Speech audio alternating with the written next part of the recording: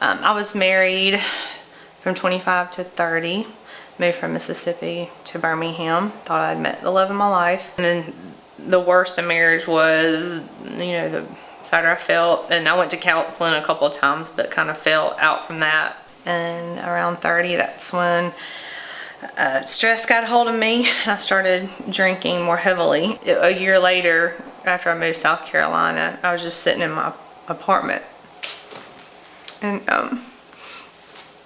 I didn't want to, I didn't even feel like getting out of bed. There was, my joy was gone.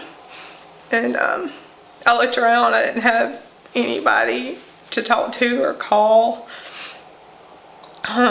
Except my pug, and he was staring at me like, what in the world's going on with you? And that's when I finally just called.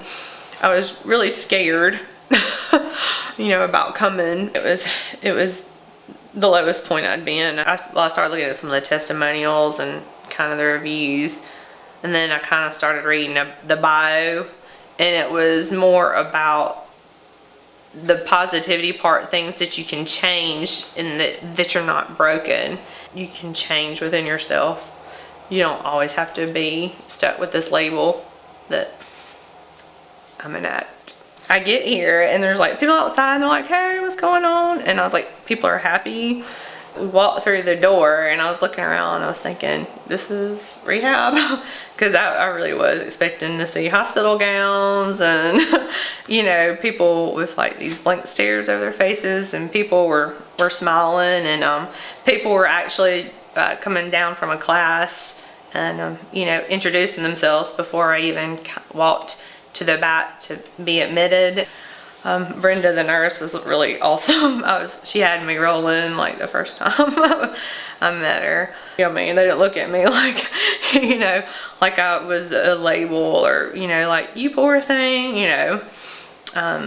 They looked at me like I thought kind of as an equal, and they just wanted to help me. I could tell everybody cared, and that's hard to find in any place you go.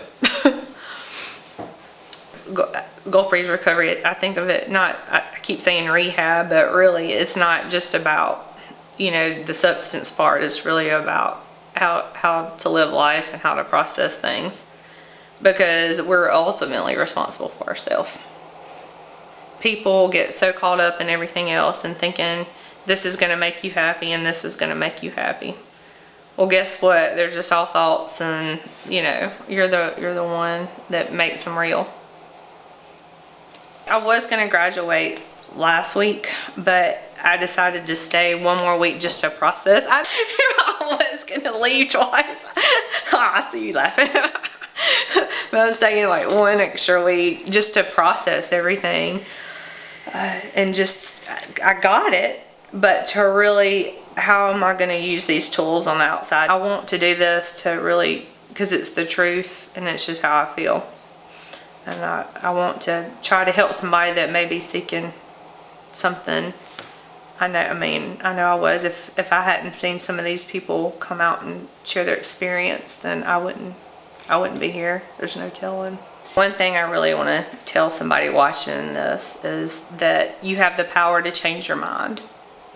You're not broken. That you're good enough. That you're good enough.